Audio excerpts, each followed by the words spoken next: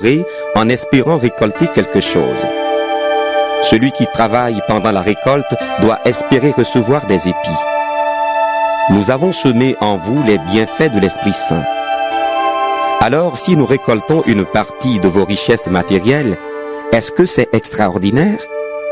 Si certains ont le droit de faire cela chez vous, nous l'avons beaucoup plus qu'eux.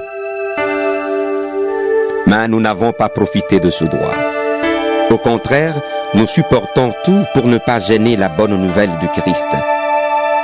Ceux qui font le service du temple, c'est le temple qui les nourrit. Ceux qui offrent des sacrifices sur l'autel reçoivent leur part de ces sacrifices. Vous ne savez donc pas cela? De la même façon, ceux qui annoncent la bonne nouvelle doivent vivre de cette bonne nouvelle. C'est le Seigneur qui l'a commandé. Mais moi, je n'ai profité de rien de tout cela, et je n'écris pas ici pour réclamer ces droits. Plutôt mourir? Non, personne ne m'enlèvera cette raison d'être fier. Pour moi, annoncer la bonne nouvelle, ce n'est pas une raison d'être fier, car je suis obligé de le faire. Quel malheur pour moi si je n'annonce pas la bonne nouvelle. Si c'était moi qui avais choisi ce travail, oui, j'aurais droit à un salaire.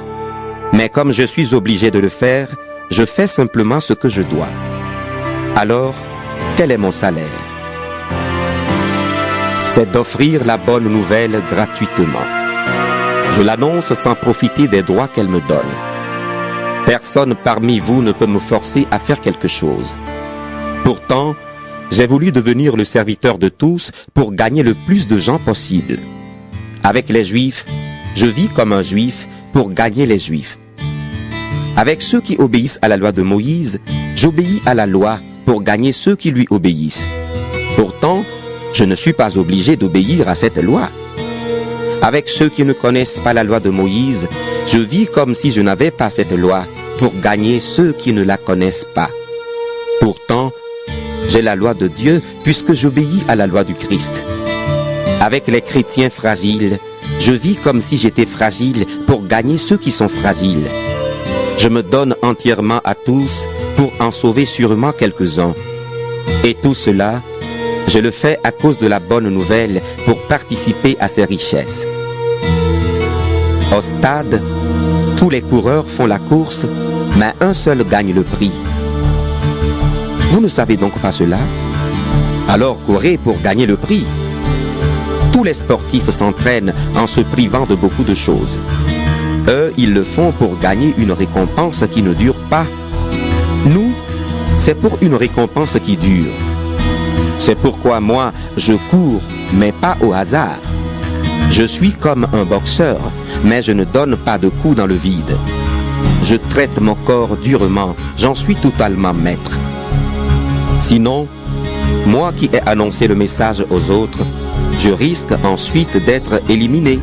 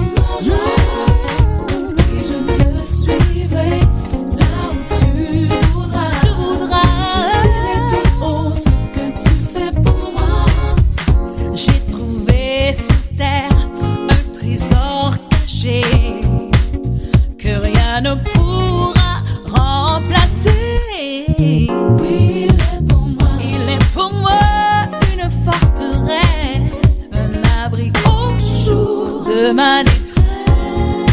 Il dit la chose est vraie. Il parlait, tout s'accomplit. Sa parole éclaire mon sentier. Il est le chemin, la vie et la vérité.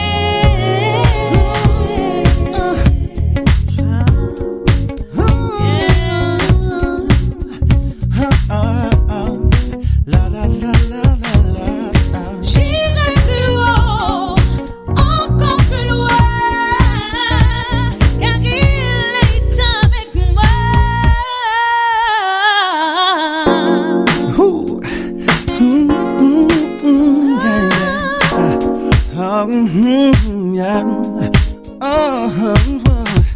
Je te suivrai, Seigneur, ton amour bannit mes peurs.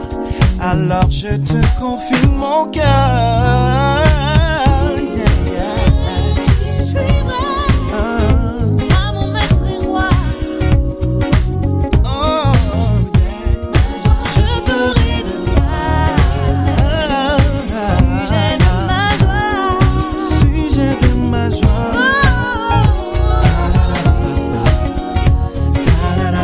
Ce chemin de la croix, par ma foi,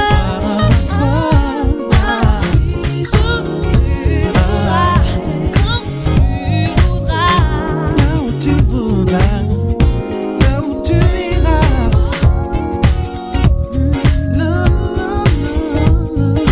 ferai de toi Sujet de ma joie.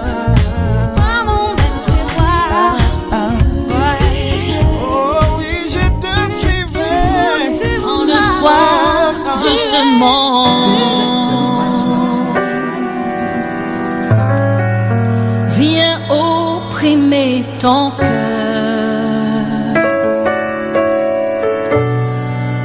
Quand tout ce que tu vois n'est que désespoir, il est difficile de comprendre qu'il est réellement là. Non, ce n'est pas facile de croire. Il se soucie de toi. Mais au milieu des combats, il se tient tout près de toi pour te rappeler constamment que sa force est ton soutien. Et quand les jours s'assombrissent, il n'est pas tellement loin. Sur lui, tu peux compter. Il t'entendra prier au milieu des combats. Tu peux trouver la vraie paix, l'espoir qui renaît lorsque tu mentionneras son nom. Il sera ta consolation. Quand tout ira très mal, chante ses louanges, car dans ton cœur une joie.